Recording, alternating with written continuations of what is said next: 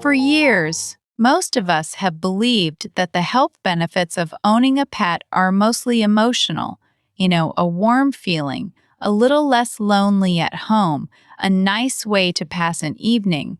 And here's what the science now actually shows. A landmark meta analysis of 3.8 million people published in 2019 in the journal Circulation found that dog owners had a 24% lower risk of dying from any cause over a follow-up of about a decade compared with people who did not own a dog. Let me say that again. 24% lower all-cause mortality.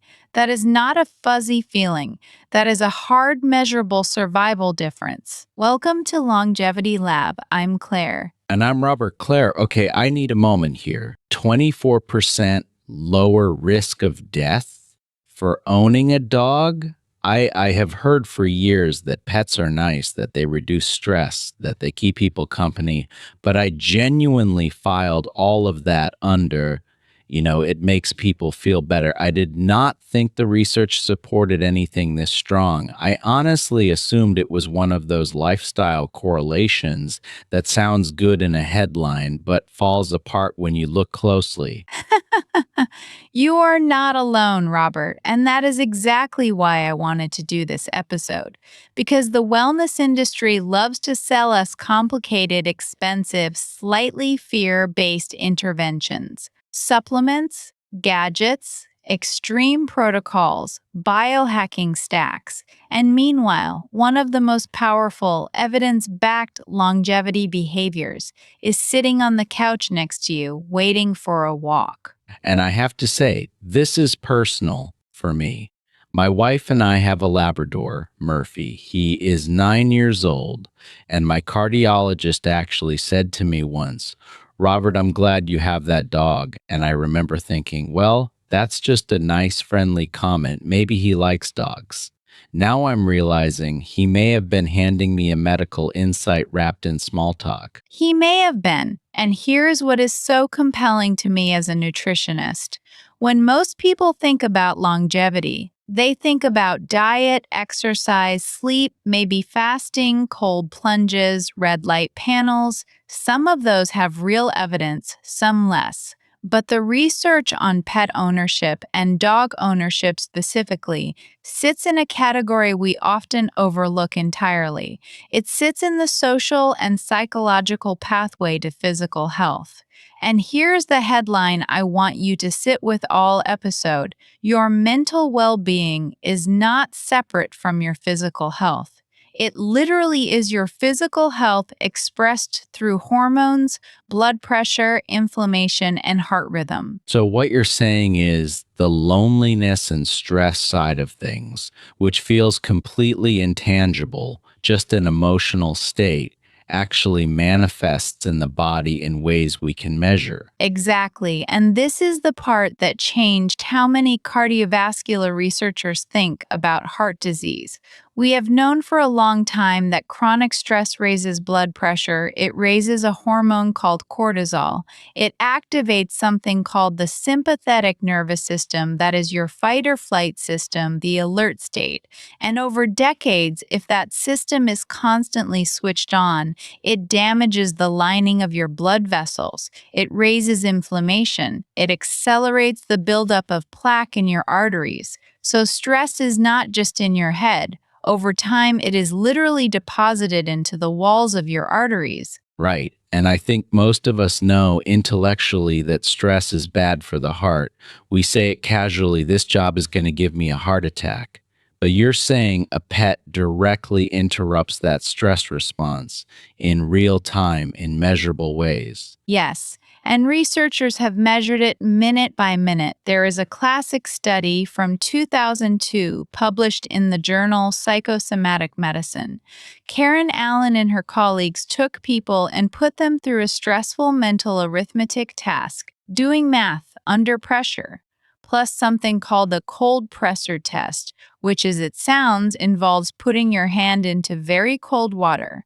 Both of those reliably spiked blood pressure and heart rate, and they measured people in 3 different conditions. The person was alone. The person was with a friend or a spouse, or the person had their own pet in the room with them. Okay, I'm already guessing the ending. The pet in the room did better than the spouse.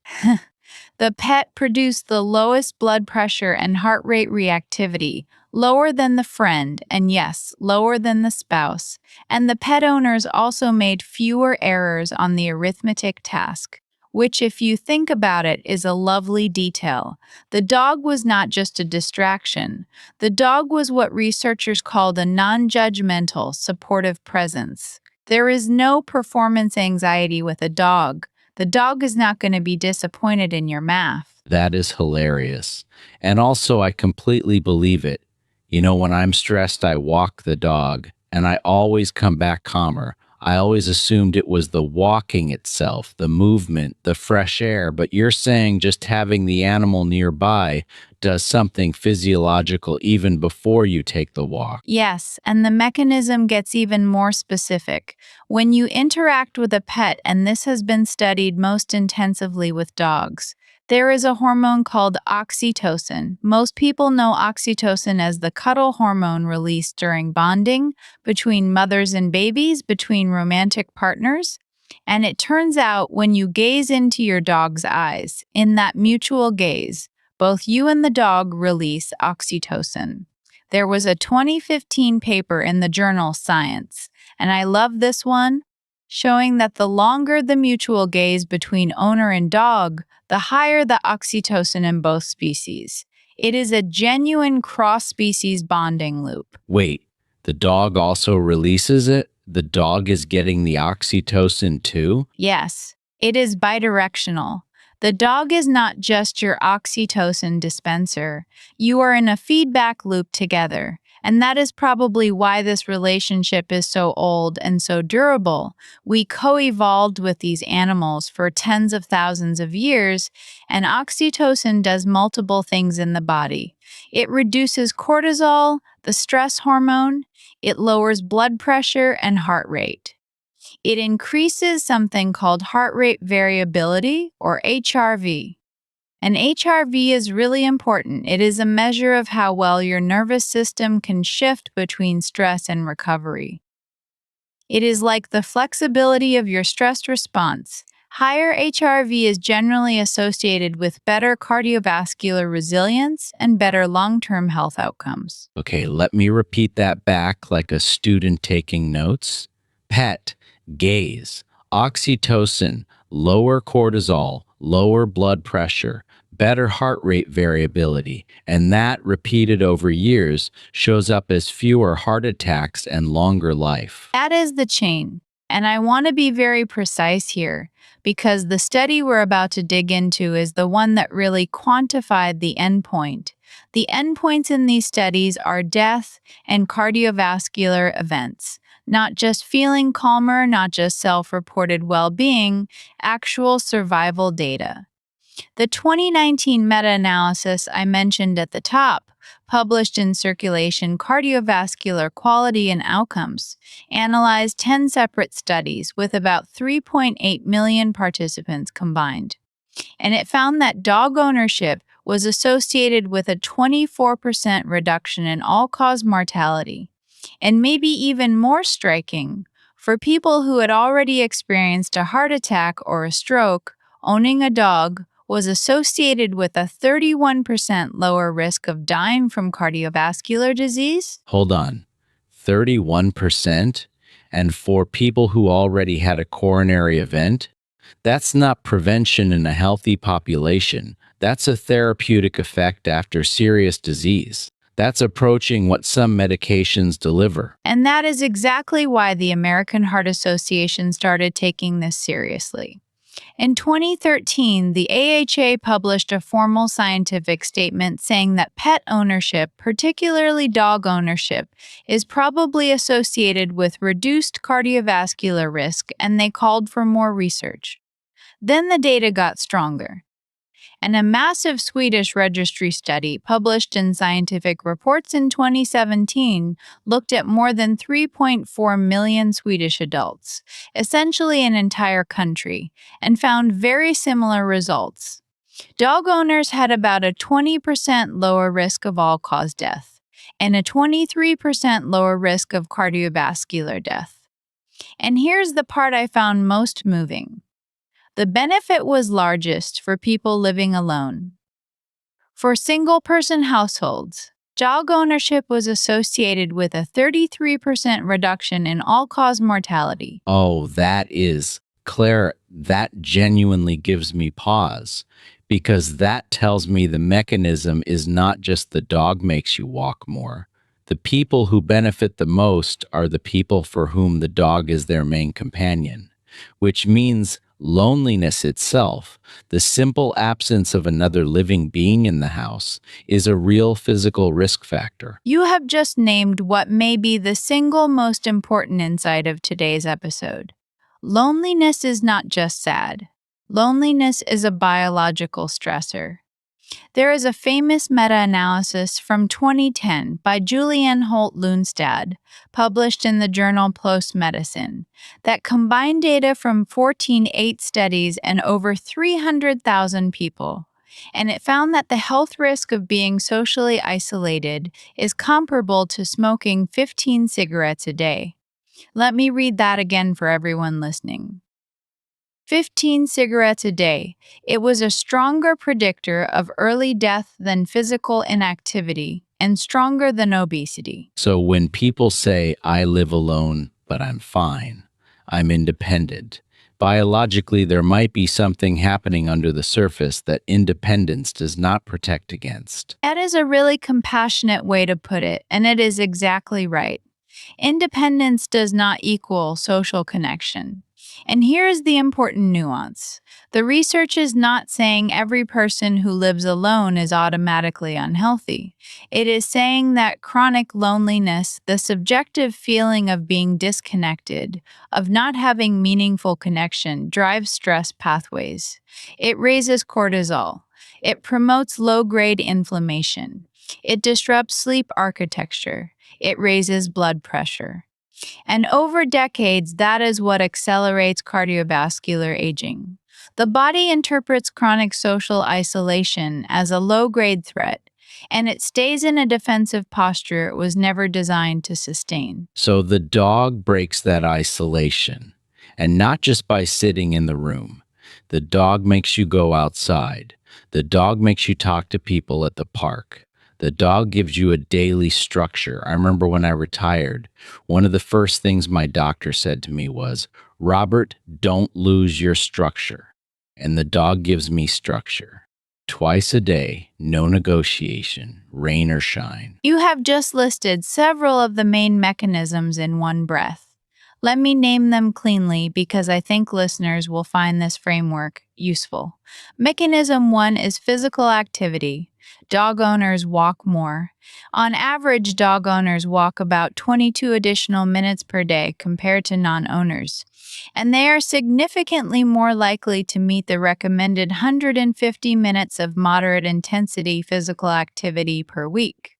So the dog is in effect a daily, non-negotiable exercise prescription written by the animal itself. 22 extra minutes a day. Over a year, that's, let me do rough math, more than 130 hours of extra walking.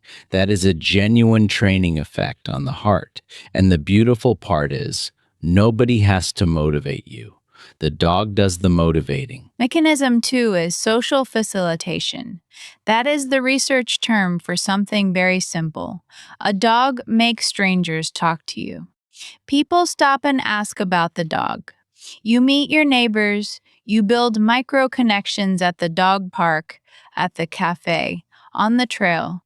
Those micro connections are not trivial. They are part of what researchers call social capital, the web of light, touch-friendly relationships that surround you. And social capital is strongly linked to longevity. I can confirm that personally. I know more of my neighbors now, in the last 9 years, with Murphy, than I did in the previous 20. The dog is basically my social networking platform.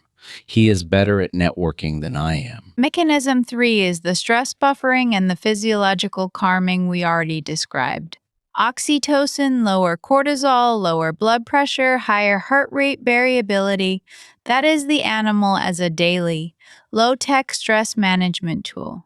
And mechanism 4, the one you mentioned, is purpose and routine. Having another living being rely on you gives you a reason to get up, a reason to move, a reason to be emotionally engaged. In older adults, especially, that sense of purpose, of being needed, is independently associated with better health outcomes. So when you stack all four together, movement, social connection, stress regulation, purpose, it starts to make sense why the mortality numbers are so large.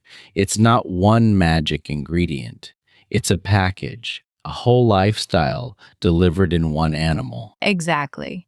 And this is the most important framing for today, and it is the thing I most want listeners to take away.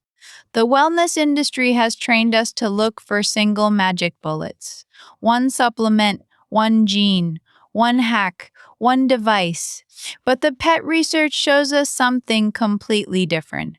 It shows that a set of interconnected behaviors, what we might call a lifestyle ecosystem, can have effects on lifespan that rival pharmaceutical interventions. The dog is not a pill. The dog is an ecosystem. Okay, Claire, I love that. The dog is an ecosystem. I'm going to quote you back to you, but let me ask the skeptical question because I know our listeners are smart and they'll be thinking it. How do we know this is not just reverse causation? People who are already healthy are the ones who get a dog in the first place. Someone who is frail or ill probably does not have the energy to walk a dog. So, of course, dog owners live longer, they started healthier. That's selection bias, isn't it? That is the exact right question, Robert. And it is the first question every epidemiologist asks. Let me give you the honest answer. It is true. You cannot fully randomize dog ownership. You cannot put 10,000 people in a trial and assign half of them a Labrador. So these are observational studies, and some of the association is probably baseline differences. But the researchers did try very hard to adjust for that. In those big studies, they controlled for age, sex, socioeconomic status, body mass index, smoking history, pre existing conditions, and baseline physical activity. And the association persisted even after all of that. But even more interesting, in the Swedish registry study, the protective association was strongest in people living alone. That is the opposite of what you would predict if it were just healthy social people get dogs. And there are also the lab studies, the real time physiological changes in blood pressure and heart rate, which are not subject to selection bias at all. So the causal picture is, in my view, stronger than most of the nutrition studies we cover on this show. Right. Because in nutrition, we almost never get randomized controlled trials that run for decades. But here, we can at least put a person in a lab, stress them, and watch a dog change their physiology in the same session. That's about as close to mechanism proof as you can get. Correct. And of course, and I always want to say this naturally, especially because we are talking about heart patients specifically. If you have an existing heart condition or any chronic illness, whether you get a pet and what kind of activity you do with that pet is absolutely a conversation to have with your doctor. A high energy puppy is not a prescription for someone with severe heart failure. But the research does suggest that for many people, the right animal in the right living situation, matched to the right physical capacity, is a meaningful health intervention. Okay, so now I have to ask the practical question because it is the one half our listeners are already thinking. Not everyone can own a dog. Some people rent. Some people cannot manage the costs. Some people do not have the mobility to walk a dog every day. Does the research offer anything for them? Or is this a case where you either have a dog or you miss out on the benefit? This is the most important practical question of the whole episode. And the answer is genuinely encouraging.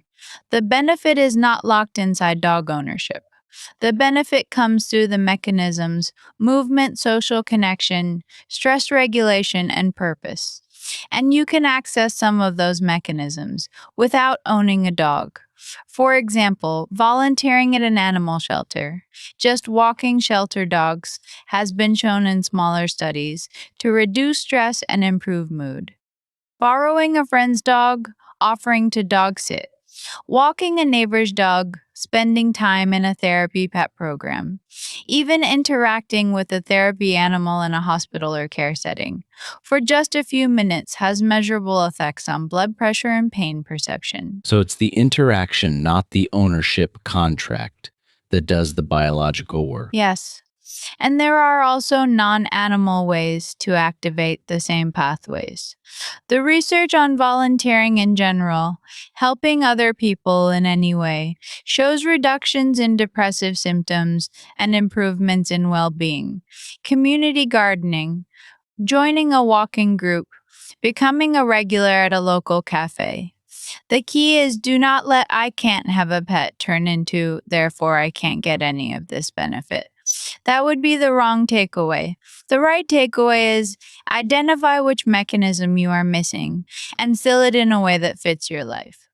If you are missing movement, join a walking club. If you are missing purpose, volunteer. If you are missing calm, build a daily relaxation practice. The pet is a convenient all in one package, but the individual ingredients are available to almost everyone. And for those of us who do have a dog or are seriously thinking about getting one, what is the most evidence-based way to actually use that dog for health? Because I suspect not everyone is doing it optimally. I know I might not be. Great question. First, and this is important, the activity benefit is not automatic. A dog in the backyard is not the same as a dog on a leash. The research on the activity benefit comes primarily from dog walking. So, the practical version, if you have a dog, commit to at least one daily walk, ideally brisk, that gets your heart rate up. Aim for at least 30 minutes per day, most days of the week.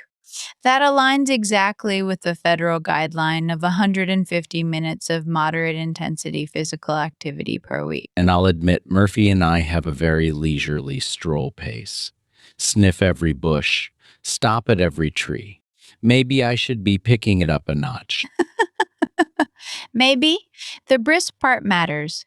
A useful test, you want to be able to talk but not sing. That is the classic marker of moderate intensity. If you can sing, you're going too slow. Second, use the dog as social infrastructure. Let the dog make you talk to people. That is a feature, not a bug. Third, use the dog to buffer stress deliberately. Sit with the dog, pet the dog, do some slow breathing while you do it. You do not have to wait for stress to hit. You can use the animal as a daily scheduled stress management tool. So there is a deliberate practice angle here. It's not just the dog happens to be there. You can actively use the interaction the way you'd use a breathing exercise or a meditation session. Exactly. And fourth, and this one is important for our demographic, if you are thinking about getting a dog specifically for health, match the dog to your physical capacity. The research does not say you need a high energy border collie, an older dog from a shelter, a smaller dog with moderate exercise needs. Those can give you all four mechanisms without overwhelming you, and in fact, adopting an older dog has its own emotional rewards. You are giving a home to an animal that is often overlooked. And older dogs often arrive already calmer and trained. That's beautiful, Claire. And it makes me think we have been talking about dogs almost exclusively. What about cats? Because I know a lot of our listeners are cat people, and they are sitting there feeling a bit like second-class citizens right now. Cats count. I want to say that clearly.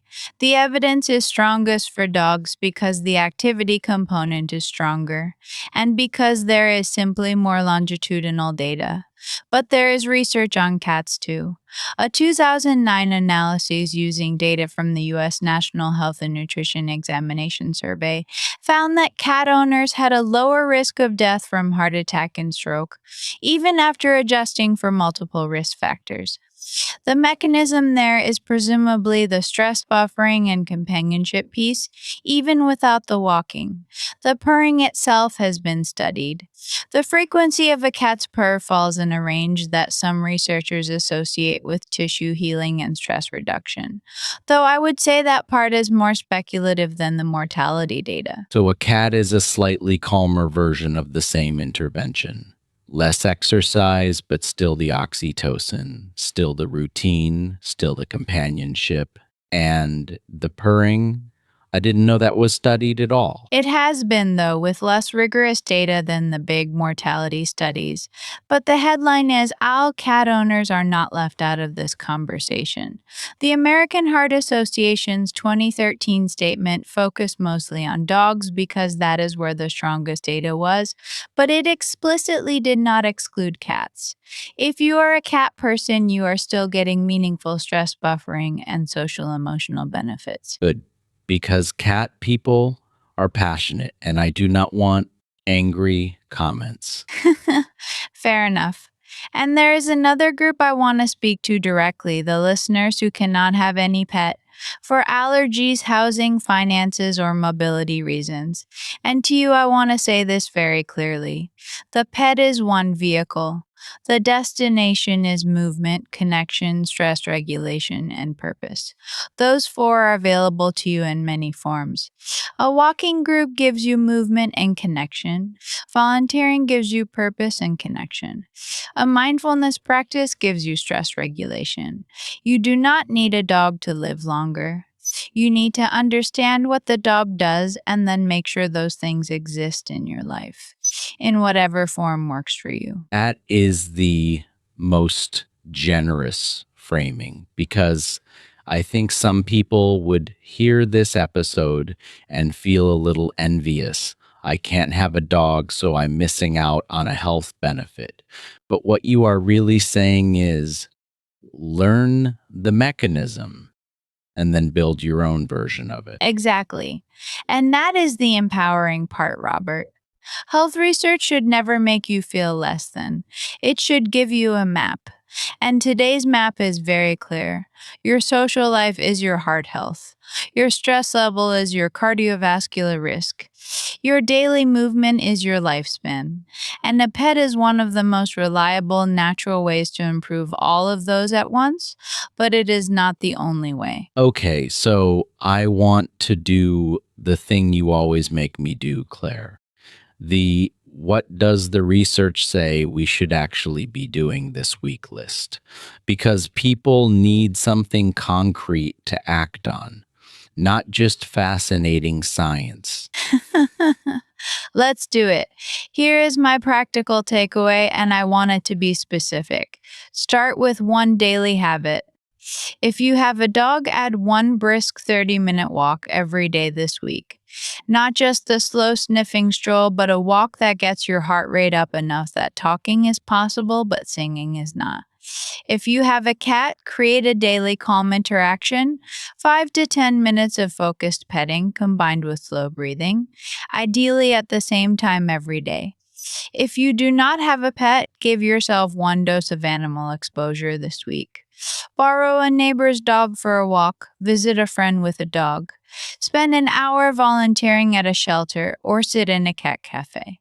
And for everyone, regardless of pet status, schedule one social connection this week. One walk with a friend, one phone call with someone you love. One volunteer shift, that connection is the real intervention. I love how specific that is. And I want to hold us to the data one more time because I think people need to hear the headline number again. 24% lower all-cause mortality in dog owners from the 2019 meta-analysis of 3.8 million people. That is the kind of effect size most wellness products would pay millions to advertise, and this one is a dog. You can get one from a shelter. From a shelter, and to be scientifically honest, I should say what every careful epidemiologist would say. These are observational associations, not placebo controlled randomized trials. We cannot prove that the dog caused all of that 24%. Some of it is probably that dog owners were slightly healthier or more active at baseline. But the size of the effect, the consistency across different countries and different cohorts, the dose response pattern, more dog time, more benefit, and the measurable biological mechanisms all point in the same direction. And on this show, we often talk about clinical trial evidence. For this kind of lifestyle exposure, this is about as strong as observational evidence gets. Right. And it is certainly strong enough that if someone is sitting on the fence about getting a dog and their doctor has confirmed they are physically and financially capable of caring for one, the science says it might be one of the best health decisions they make this decade. I agree. And I want to repeat my standard caveat because this is a health show and not a puppy commercial. Do not adopt an animal as if it were a medical device. Adopt an animal if you can love it, afford it, and care for it for its entire life. The health benefits are a co-benefit of a genuine relationship. The animal deserves a good home. The health comes from the bond, not from the purchase. That is the right note to land on. And for me, I am walking Murphy tonight with a whole new level of respect. And maybe a few fewer stops. Brisk, Claire, brisk. Today's rule: a pet is not just a companion, it is a daily dose of cardiovascular medicine, delivered in the form of movement, connection, and calm. If you have one, use it deliberately. If you don't, rebuild the same mechanisms in your own life. And as always, for any medical decision, including bringing a new animal into your life when you have a health condition, talk to your doctor before making major changes. And if you found today's episode as eye-opening as I did, I would genuinely love it if you subscribe to Longevity Lab and hit the bell. New episode every single day. And tell us in the comments, do you have a pet and has it changed your health? I read every single one. I'm Claire. And I'm Robert. We'll see you tomorrow.